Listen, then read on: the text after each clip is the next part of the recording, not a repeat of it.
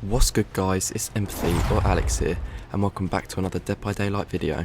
In today's video I'm going to be giving you guys a short yet detailed and informative guide on the killer, the Nemesis. From the Resident Evil chapter, Nemesis is one of my favourite killers in this entire game, just due to his power and the plays that you can make with him. In my opinion, he's one of the killers that I'm most skilled with in this game, so I believe that I have the ability to give you guys an interesting and in-depth guide for you. These 5 tips should benefit any Nemesis player, whether you're new to him or very experienced with him, and will hopefully allow you to improve your future gameplay with him in general. Anyway guys, that's enough of the intro, let's get straight into the first tip and I hope you enjoy. Going into tip 1, firstly, before you even go into any games or have much experience with Nemesis, I think it's really important that you properly understand his power, which is a tentacle. This tentacle starts in tier 1 and can be leveled up to tier 2 and then to tier 3, and this can be done by hitting survivors with your tentacle and infecting them. You start in tier 1 where your tentacle can hit up to 5 meters. Once you've gained enough power for tier 2 after infecting survivors, you can break pallets and walls with these and still maintain the 5 meter range of your tentacle. And once you reach tier 3, you can reach 1 extra meter, adding up to 6 meters, and very slightly decreases his tentacle wind up time, I believe. And simply the best way to learn the different tiers is understanding the reach whilst you play the game yourself. So basically, the more you play the game, the more you understand how far your tentacle can reach in different tiers, which helps you to understand which survivors you can hit and how far you can hit them from. So hopefully that clears it up for his overall power, guys. Let's get straight into tip 2. Tip number 2 is going to be understanding his add-ons properly, as some of Nemesis's add-ons can really be game changing and they give you a huge boost.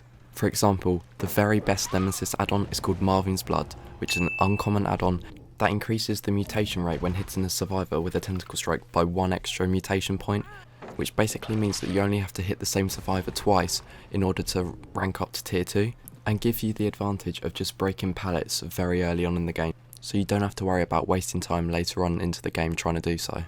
Whereas if you don't have this add-on, you'd either have to hit 2 separate survivors once to rank up to tier 2, or you'd need to hit the same survivor 3 times and hit a zombie, which would be extremely time consuming and is just way more beneficial to run this add-on.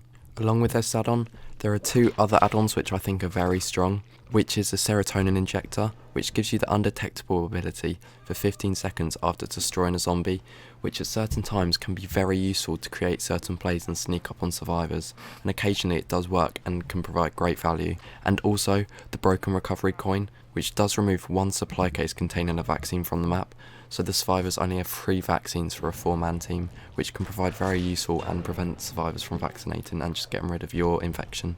Now tip 3 guys is actually going to be understanding the tentacle's hitbox when trying to hit a survivor. To give you guys a better idea of what I mean, thanks to this picture used in Starvis video, which you can find the link in the description, you can understand the capability of the tentacle striking action. Basically, what I mean by this is that the tentacle can hit over objects and not through them, meaning you cannot hit through walls or through objects, but if timed correctly, you can drag strikes just so it goes past these little gaps and you can hit survivors through them, which you'll see in a later tip. Now, the importance of understanding these hitboxes is essential, as if you go for impossible hits and shots that are just never ever gonna hit, you'll only slow yourself down and lose distance on the survivor, which can be extremely costly in tight games. Now, for tip 4, it's actually understanding the importance of zombies.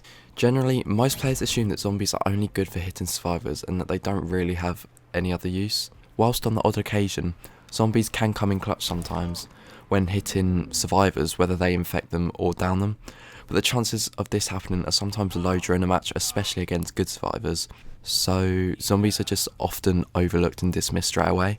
However, if you look into the zombies' ability more deeply, essentially, you can understand that the zombies can actually be used as great information throughout the entire game.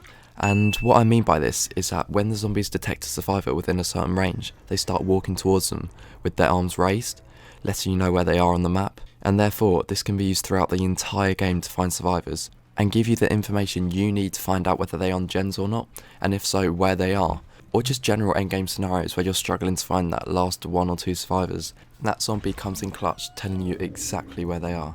And this can also be used well on loots, as it gives you that slight indication on what direction that the survivor might be going, so you might be able to cut them off and cut the distance between you and the survivor, which can come in clutch a lot during games and can save you a lot of time. And now for the 5th tip, guys.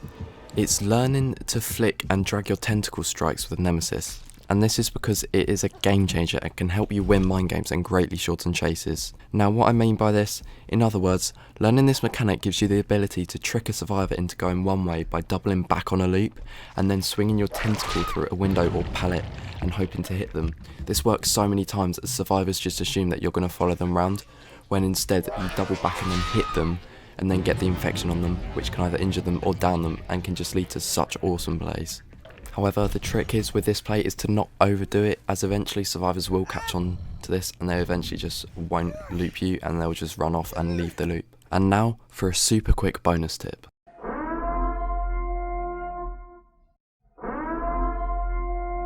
Learning to respect pallets and quickly pulling out your tentacle strike can be key in some chases, as simply respecting a pallet can cause survivors to panic drop a pallet whilst you're standing back not getting stunned and you already have your tentacle pulled out ready to hit them and get an easy hit on them. And once again, same as the last tip, try not to do this too much as good survivors start to catch on and they don't stop panic dropping pallets.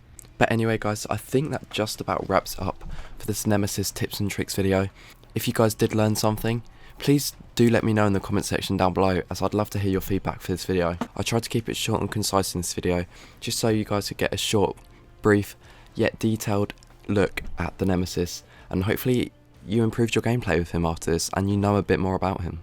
But anyway guys, if you did enjoy this video and you're looking forward to enjoying Nemesis after watching this, please show your support on the channel in any way, either subscribing, liking, commenting, sharing, all that good stuff. But anyway guys, that's it for this video. Thank you so much for watching and I'll see you next time. Peace.